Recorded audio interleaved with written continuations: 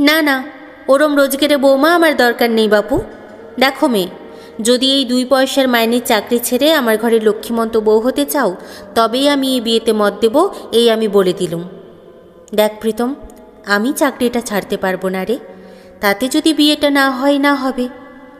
আমাদের এতদিনের সম্পর্কের চেয়ে তোর ওই সামান্য রিসেপশনিস্টের চাকরিটা বড় হয়ে গেল দেবযানী। হ্যাঁ, হয়ে গেল। আমি যেটুকু উপার্জনই করি না কেন, আমি স্বাবলম্বী। আমি কারোর কাছে নিজের শখ আহ্লাদ মেটানোর জন্য হাত পাততে চাই না। আমার মানে তো তোরই রে। বিয়ের পর তোকে যদি একটা গিফট দিতে চাই, তোর টাকা চেয়েই তোকে উপহার দিতে হবে। এই সামান্য আর্থিক সামর্থ্য আমার থাকুক, এটুকু কি ইচ্ছে থাকতে পারে না? দেবযানী, মা কিন্তু রাজি হবে না। তাহলে মাকে বল অন্য পাত্রে দেখতে। তুই জানিস তোকে ছাড়া কাউকে বিয়ে করা আমার পক্ষে সম্ভব নয়, তাও এমন করছিস বল। তুইও একটু বোঝ, আমার চাওয়াটার একটু গুরুত্ব দেওয়ার চেষ্টা তো করতে পারিস। কি, ওই মেয়ের এত বড় বড় কথা? চাকরি ছাড়তে পারবে না? ঠিক আছে, আমি ওর থেকে বহুগুণ রূপবতী গুণবতী মেয়ের সাথে তোর বিয়ে দেব, দেখে নিস। তোর দাদা বৌদি বিদেশে থাকে, বৌদি কত লেখাপড়া জানে, তাও হাউসওয়াইফ। কত সুখ দেখেছিস ওদের জীবনে। তুই কি ভাবলি ওই মেয়ের 2 পয়সা রোজগার করার গরম আমি সহ্য করব? আমি কালই তোর ছোট মাসির সাথে কথা বলে পেপারে তোর বিয়ের বিজ্ঞাপন দেওয়ার ব্যবস্থা করব। মা, আমার একটা কথা বলার আছে। বল। আমি দেবযানী ছাড়া কোনো মেয়েকে বিয়ে করতে পারবো না, বলেই নিজের ঘরে এসে দরজা বন্ধ করে বসে প্রীতম। কথাগুলো বলে দরদর করে ঘামছে ও। কখনো মায়ের মুখের ওপর এইভাবে কথা বলেনিও। বাইরে শোনা যাচ্ছে মায়ের গলা। আমার ছেলেটাকে বশ করেছে ওই মেয়ে, না হলে আমার ছেলে আমার মুখের ওপর কথা বলার সাহস পায় কি করে? হ্যাঁ। হাঁক ডাক চেঁচামেচি একসময় বন্ধ হয়। কয়েক সপ্তাহ পর প্রীতমের বাবা দেবযানীকে বুঝিয়ে বলল, মা, তোর যা শখ যা পছন্দ তুই আমাকে বলবি, আমি তোকে তাই এনে দেব। দেবযানী তাও ছাড়তে চাইল না চাকরিটা। শেষে অনেক ঝামেলা অশান্তি পেরিয়ে 6 মাস পর বিয়েটা হয়ে গেল প্রীতম আর দেবযানীর। বিয়ের পর হলুদ ছাড়ানোর পরের দিন থেকেই দেবযানী তার কাজের জায়গায় যোগ দিল। শাশুড়ির ভার মুখ, প্রতিবেশীদের হাসাহাসি উপেক্ষা করে দেবযানী সবসময় চেষ্টা করে সংসার আর বাইরের কাজ দুটোকেই সমানভাবে সামলাতে। সারাদিন খেটে ফিরে হাত মুখ ধুতে ধুতেই শাশুড়ির ডাক আসে, বৌমা 2 কাপ চা দিয়ে যাও তো বেশ কড়া করে। দেবযানী মুখ বুজে সব করে যায়। দেবযানীর শাশুড়ি ভেবেছিল এত চাপ সহ্য করতে না পেরে চাকরি ছাড়বে দেবযানী, কিন্তু সেই ইচ্ছে পূরণ হলো না আর। বছর 2 পর মা হলো দেবযানী। একটা ফুটফুটে ছেলের জন্ম দিল সে। শাশুড়ি বলল, এবার চাকরি ছেড়ে বাচ্চাকে ভালো করে মানুষ করো। দেবযানী শান্ত গলায় বলল, চাকরি করলে কি আমার বাচ্চা মানুষ হবে না মা? বাচ্চা একটু বড় হতেই আবার জয়েন করলো চাকরিতে দেবযানী। শাশুড়ি মা বলল, এত জেদ করে চাকরি করে কি পাচ্ছ তুমি? দেবযানী জবাব দিল, আমার অসুস্থ বাবার প্রতি মাসের ফল আর ওষুধটুকু কিনে দিতে পারি। নিজের বাচ্চার খাবার আর আপনাদের বিবাহবার্ষিকী জন্মদিনে সামান্য উপহার নিজের উপার্জনে দিতে পারি, এটুকুই অনেক আমার কাছে। ভালো মন্দ দুটো নিয়েই কেটে যাচ্ছিল দেবযানীর দিন। হঠাৎ দুঃখের কালো ছায়া নেমে এলো ওর জীবনে। ছোট্ট সন্তান, বাবা মা আর দেবযানীকে ফেলে রেখে অকালে পথ দুর্ঘটনায় মারা গেল প্রীতম।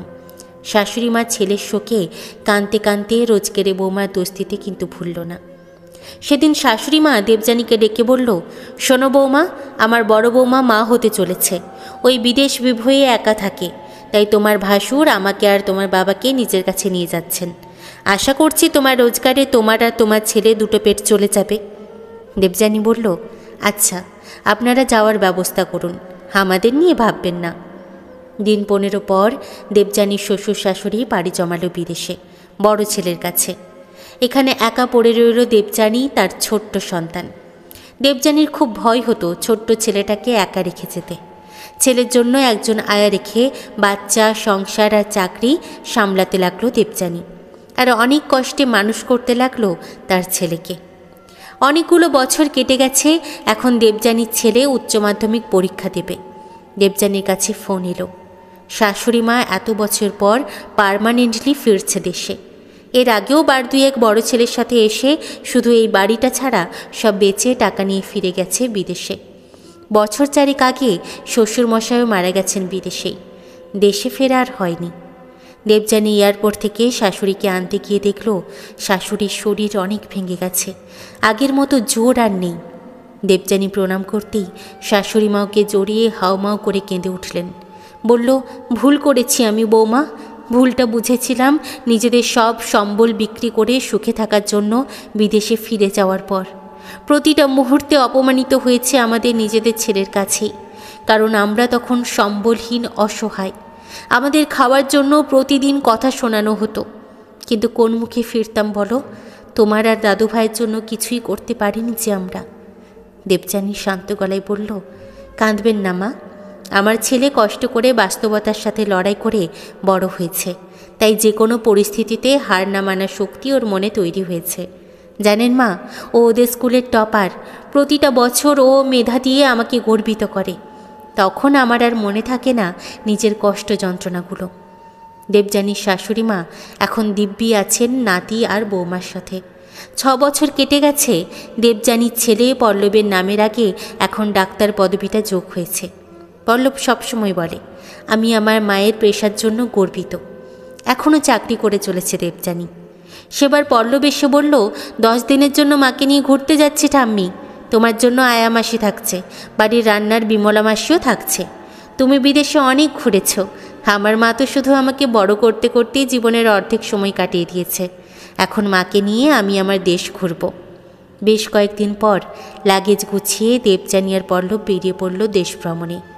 নদী, সমুদ্র, পাহাড় ঘুরল দেবযানী তার ছেলের সাথে মনের সুখে। দেবযানী মনে মনে বলল, এর থেকে বড় সুখ আর কিছুই হতে পারে না। মা, কাল জন্মদিনে আমার জন্য স্পেশাল মেনু কি থাকছে? দেবযানী মুচকি হেসে বলল, মনে মনে যেগুলো খাওয়ার ইচ্ছে হচ্ছে তোর সেগুলোই থাকবে। বৌমা, আসার সময় একটু চাল আর কাজু বাদাম এনো, আমি দাদু ভাইয়ের জন্য পায়েস রাঁধব। কথাটা বলেই চুপ করে থেকে বলল, হিস, আজ দাদু ভাইকে পায়েস খাওয়ানোর সামর্থ্যটুকুও নেই আমার। পল্লব হাসতে হাসতে বলল, তাতে কি, তোমার রোজকের বৌমা তো আছেই, সে আমাকে ডাক্তার বানানোর সামর্থ্য রাখে আর তোমার পায়েস কাজু বাদাম এনে দিতে পারবে না?